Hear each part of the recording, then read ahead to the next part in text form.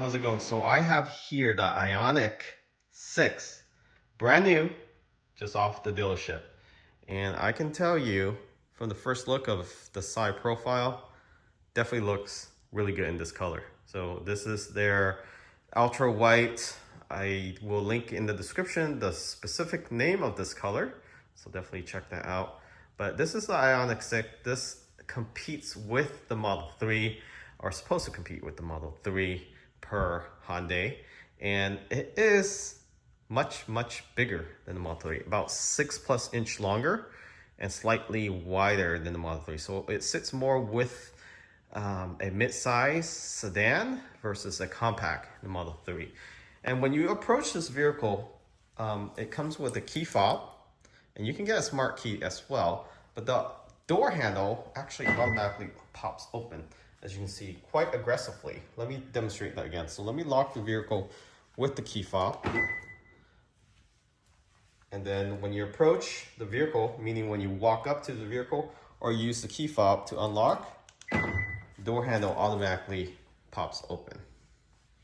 So we'll take a quick look at the rear profile here, because this seems to draw most attention.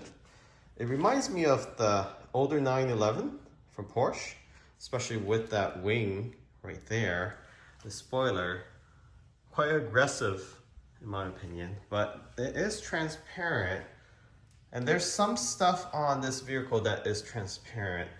Now this fin up here is also transparent. Not sure you can see inside, but this is the GPS, I believe, and also using it for satellite radio. But looking at the rear profile, let me unlock the vehicle again so you can see the tail light. So it's full LED, definitely digging the rear end here. Now, it's not for everyone. I wish they would have went with the more of a seamless light bar versus just little squares, but that is in their DNA, is try to have a more retro look, but more modern look at the same time. So this is the same with the square design. You have your rear camera here, which is standard. It looks like it has a double tail lip. So this is a spoiler lip coming up. It looks to be attached to the vehicle. This is a second actual spoiler. Very interesting design. This logo or emblem is chrome. I wish they made that smaller, or at least just stick with the Ioniq symbol.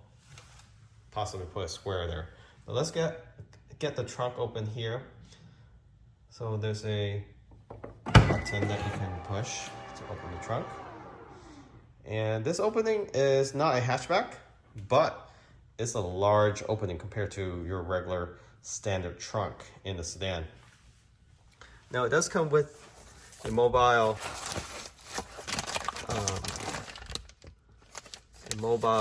tire seal kit in case you get a flat, because there is no spare here in the tire pump and the tow hitch, but no spare. And you have your user manual. Storage wise, looks to be ample, just like any mid-size sedan. And down here you have your first aid kit, charging wire, and additional storage. So not as deep as the Model 3, but decent size, decent opening compared to the Model 3. So this definitely is a much larger opening compared to the Model 3. And you do have more of transparent glass around the bumper here. And this is piano black. Very interesting. So you do have carpet all around, or a carpet-like material. You have power struts on both sides. And then your lock, once you close the trunk, or go ahead and lock the whole entire car once you close the trunk.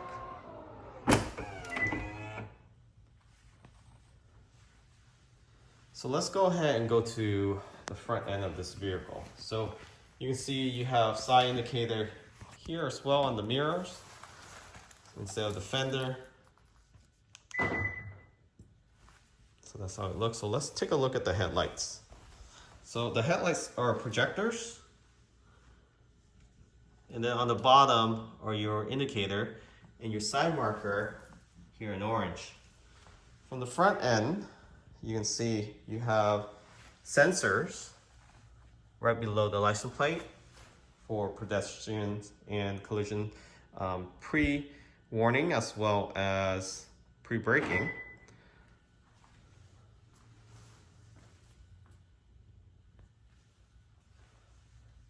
So definitely love the side profile. Not sure about the front end. The front end is definitely unique looking. So a very interesting look. And we'll open up the hood in a brief moment. So let's go ahead and get inside the vehicle and see what it looks like from the driver's seat. So you can see there's ambient lighting on the doors. It's not actually flickering, it's just the camera. You can see the interior. You have two large display. Not as large as the Model 3, but you have two of them. So each display is 12.3 inch. So this one is 12.3 inch as well. It has a start button. Again, you don't have to take your key out. You do have to start the vehicle before you can go. And the drive column is actually on the steering wheel. So it's not a lever. So you actually turn it up, down by using this knob to go into drive. And then park is pushing this button. So let me start the vehicle to actual on. So it works like a ICE vehicle. So you have your power and then you have your on switch and start. And now you can actually drive the vehicle by pressing down on the brake and then turning this column. Neutral, park. So I only can put it in neutral when the doors is open. So let me go ahead and close the door. And to close the door, you have this wide door handle here. And the sound of the door closure has a nice thump to it. This obviously is plastic. So there's some cheap material in here and some are premium. Like this door itself, the speaker grill feels really nice. So let's go ahead and put it in drive.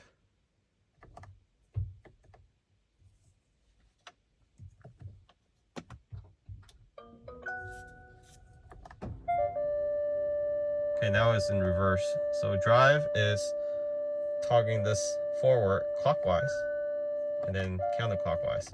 And this has an indicator as well as your front instrument cluster has a displaying the actual drive mode. Now here's the backup camera. It does have ultrasonic sensor all around with red, yellow, and green.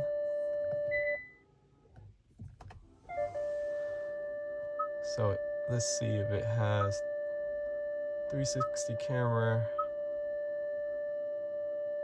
No, just a backup camera. And then adjustment there. So let me put this back in park. That beeping is very annoying. Here in the instrument cluster, you have your range. So this can go up to 305. 0-60 is not that fast. It's about 7 seconds. You have drive mode, eco, you have sport and normal. So how do you adjust that is on the steering wheel. This reminds me of the Mercedes. So there's a lot of copying with other manufacturer or high-end manufacturer that is. So when you change this mode to normal, you see how this light changes? And then this is sport, it changed to red, or at least it flashed the color. So in eco mode is green and normal mode is white, and sport is red. So all I did was press this down to change the mode. Again, eco, normal, sport. It also tells you on the instrument cluster too. So going back to eco, normal, sport, as well as your entertainment display in the middle of the vehicle. Normal, sport, eco.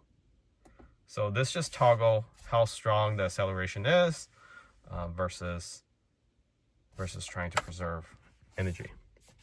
On the steering wheel, you can control the mode by controlling things on the display using the scroll wheel. You have voice command, volume, you have favorites, you have phone call, Bluetooth. You also have adaptive cruise control right here, and then steering wheel assist. So this is more of a steering wheel assist. You have your volume control, you have your menu. So a lot of function with the steering wheel, and I like how it's lit up. From the display, this is actually a touch screen. So you actually can go to EV, check your range. And this is the electronic door for the actual charge port area. And this can reverse charge, meaning it can charge another vehicle, putting energy out of this vehicle to another EV or power up a electronic device or charge an electronic device.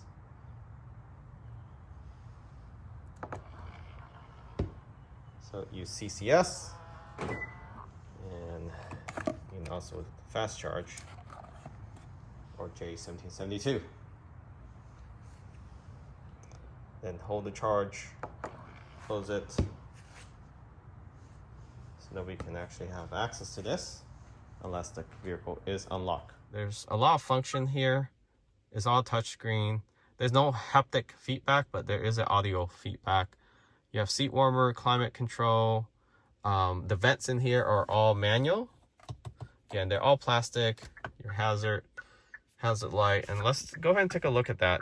You put the car in park. This does have e-handbrake as well. So down here,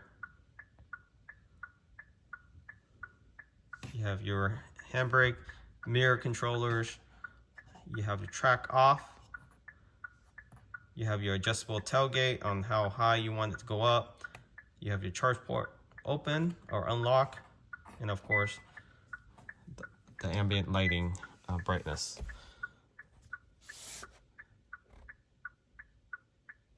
All right, let's take a quick look at the signal light in the back. So the indicator in the back is red, it's not orange. So let's take a look at the front.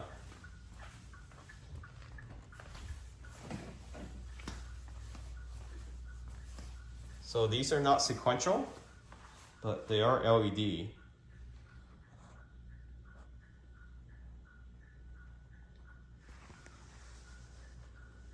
Projector looks to be very, very bright. All right, let's get back into the vehicle and take a look at some other switches. So we talk about the steering wheel, we talk about the column, dry column.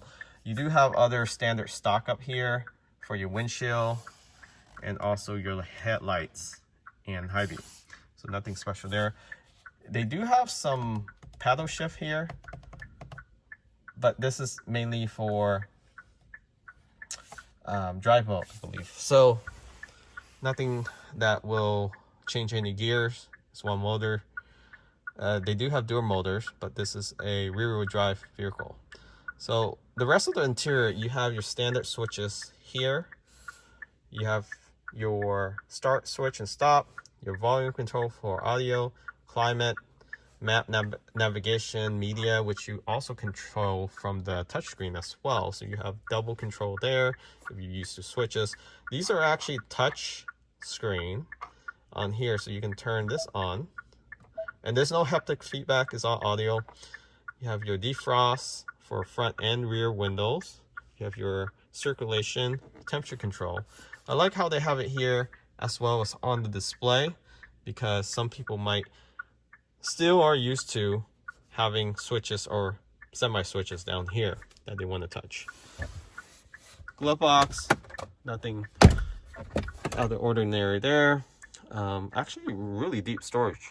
So, and then you have organizer here for your manuals.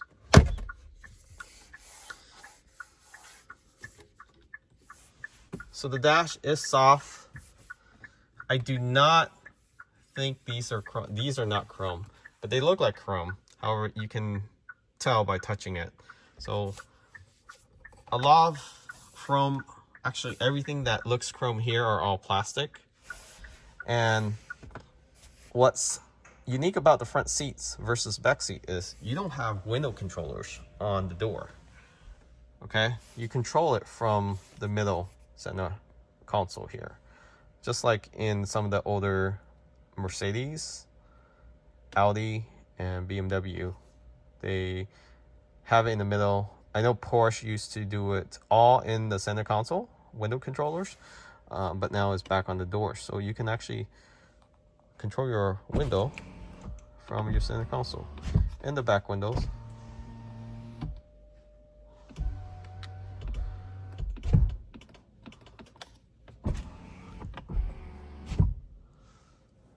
So what I noticed that these window doesn't slow down once it about to finish its closure, unlike the Model 3 SS and X.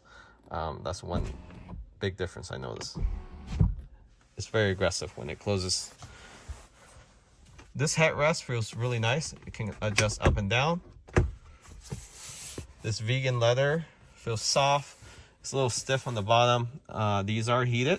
And underneath the armrest, nothing unusual with this latch. You have two USB-C in there.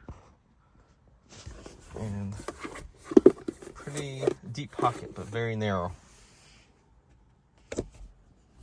You also have a USB-A up here as well. And a charge pad for wireless charging. So you place your phone right there. Two cup holders. You do have bottle holders on the right there in each of the doors. I want to show you the back because the back has so much leg room. So let's go ahead and step to the back of the vehicle. So this one doesn't auto open after you left the car for a while. You just manually have to open it. So the rear is very interesting because your window switch are actually on the door itself. Now the windows are actually double pane windows, but they're very thin compared to the Model 3 and the Y, S, and X refresh. Let me open up the front windows here. So let's see if there's any difference. No. So it's still door pane. You can see that. Let me focus. It's door pane, but it's very thin. So it should help with some noise dampening, but probably not as good as Tesla. This door does feel a little bit heavier than Tesla, probably because it's slightly longer. I'm not sure if there's a beam inside. Tesla does not have a cross beam in their door. They rely on the battery to prevent the side collision from entering the cabin. So here's the rear seat. You can see, so from my seating position, about 6 foot, this is how much space is there in the back. Let me go ahead and adjust the seat to at least a better driving, a more comfortable position. All right, so this is the most comfortable position for me, more recline. Let's go to the back.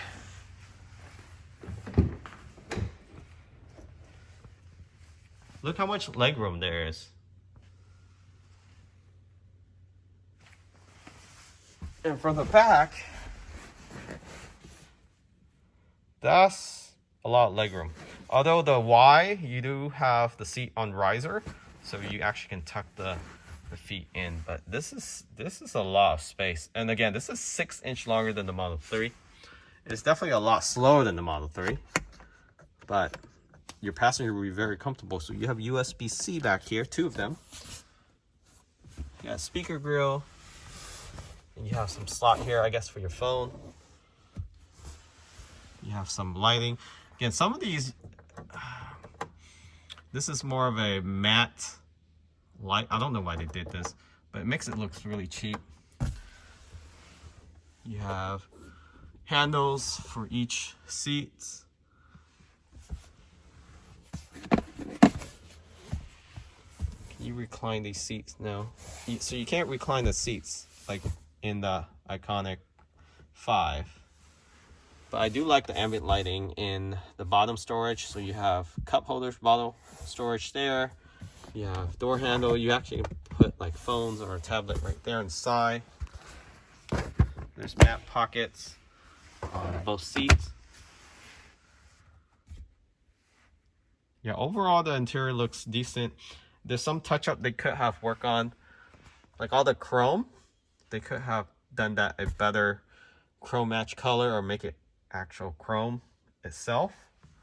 Plastic inside is fine, but you know, this is painted chrome, so they should have done with real chrome. Same thing with the door switch. So these are not fully automatic, so you do have to hold it down for it to go all, and it doesn't all the way go down.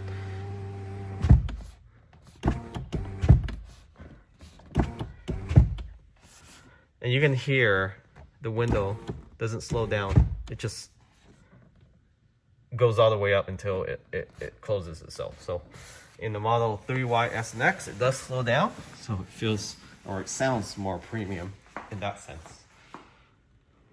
All right, let's take a look at the engine bay, or not engine bay, but the hood. So we open it just like a traditional car. Let's see how much storage is in there. So it makes this annoying beeping sound when you don't turn off the car. So when you park the car, you actually have to turn it off, which is very annoying because in a Tesla, when you unlock the car, get out, it automatically turns off after you close out the door. All right, let's go ahead and open this up. So it does have air struts to hold this hood up. This is a hefty hood. It's not aluminum. So you do have storage here with the nice little ambient lighting. Not sure what you can put here other than maybe a tablet. I don't know. A mini pizza, a miniature pizza. Probably your charging cable would be the best place to store it. And then you have your fluids, washer fluid, steering. This is battery fluid. You have your fuse box. Yeah, nothing else here. Light adjustment. Yeah, nothing that you can really mess around with in here other than this small storage, which I think you just leave it and forget what's in there. Maybe a little purse, wallet, something that's of value, you can put it here. And that's how you close it, just like any other hood.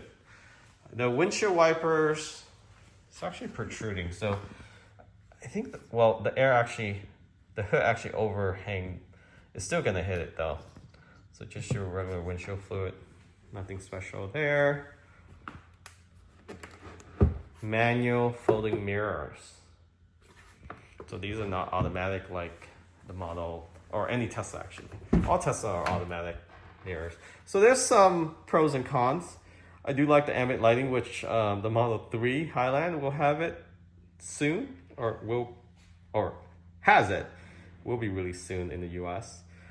All the seats are electronic.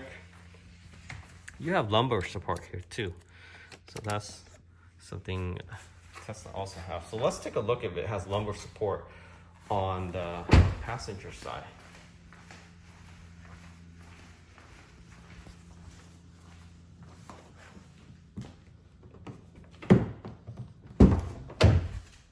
Not used to opening it in reverse.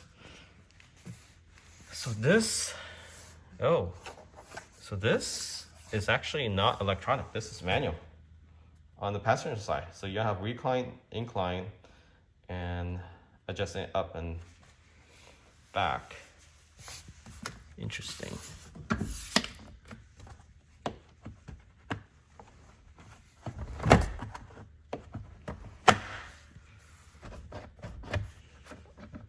You can move it up and down as well. Okay, so no lumbar support for the passenger seat and no electronic seats either. I just noticed this. So there's a huge storage space on the bottom. So this is kind of like a bridge, if you can see it that way. So you can store some stuff down there, hidden away from view. Make the cabin looks a lot cleaner. So you can put like a little bag or purse down there. Very cool. No sunroof, as you saw earlier. Visor wise, you do have lights for the visor. Material headliner, it's just fake fabric or some sort of cheap fabric material, just like you would find in any regular standard vehicle. So hopefully you find this video helpful in seeing all the details on this Ioniq 6. Now, if you need more storage, I would just go for the Ioniq 5. It's a little shorter, different look, right? So if you like the sedan look, this is definitely a good looking vehicle. The front is mixed feeling, but the side profile, let me show you that again. It looks pretty good from the side profile, I have to admit. Especially if you're looking at it from the seat pillar angle, this side. And this does have the beefier wheels. So these are 245s, 40 by 20. So these are 20-inch wheels. 20-inch. Are they staggered? And you get Pirelli's P0 with these too. So 245s in the front. What was in the back? 245. So there are squares set up, so you can rotate these without any issue. All right, so we'll take this iconic Ioniq 6 for a drive. So how you start this up is you step on the brake, press on the EV stop button, it will turn on, and then now it's ready to drive. So you do have to place your foot on the brake, or else you will have to press it twice. EV range, and this is how much range we have left. If you turn off the AC, it actually tells you how much range you have versus if you have it on, and the nearest charging station, for example. Okay, so to put this vehicle in drive, go ahead and turn this knob clockwise. This will light up. You will also have the drive indicator on the instrument cluster, and then let go of the brake. It's not going to start moving until you step on the accelerator pedal, and it will start rolling forward. So when you pass 25 miles per hour, that humming noise turns off. So that is just to warn pedestrian that you're approaching. But once you fall under 25, that humming noise comes back. And let me roll down the window so you actually can hear it.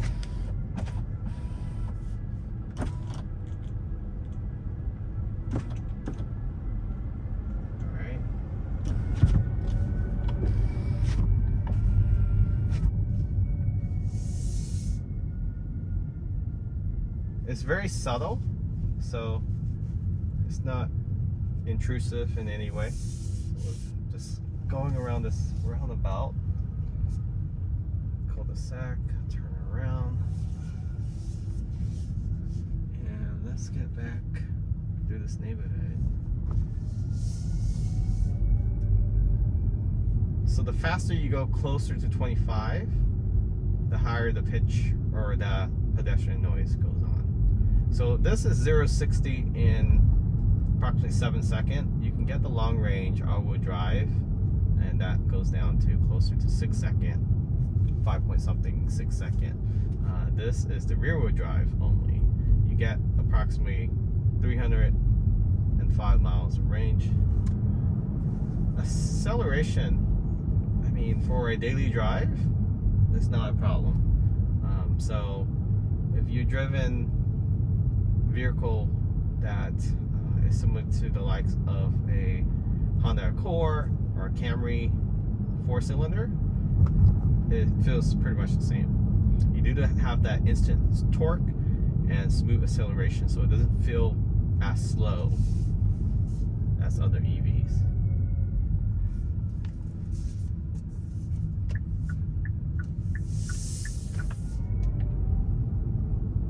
So yeah.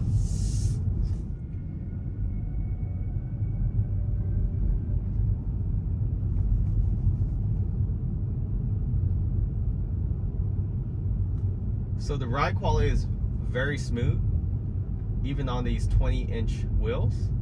It doesn't feel harsh at all. And this has the Pirellis, and it rides really nice. Go ahead and make a left here. Acceleration is no problem at all for a daily drive, so I don't worry too much about being slower than most EVs. But for the price, you don't get the federal or state discount, or at least not the federal, because the battery is not made in the US. So the price is around the same as the Model 3 rear-wheel drive. A little bit more actually. It's $41 for the rear-wheel drive versus under $40 for the Model 3 rear-wheel drive standard range. This does have more range than the standard range, so 305, and you also get more passenger in here, meaning full-size passenger. In the back there's a lot of leg room, and you have a lot of space for cargo in the back trunk. Now there's no space in the front, so that's the only downfall. Overall, it rides really nice. It handles decent. The suspension is a lot softer than the Tesla, but you're also riding on 20-inch, so you do have better control with the bigger wheels. So you're on the market for a Ioniq 5, and this video has helped you decide to get one. Remember to subscribe. Catch you on next time.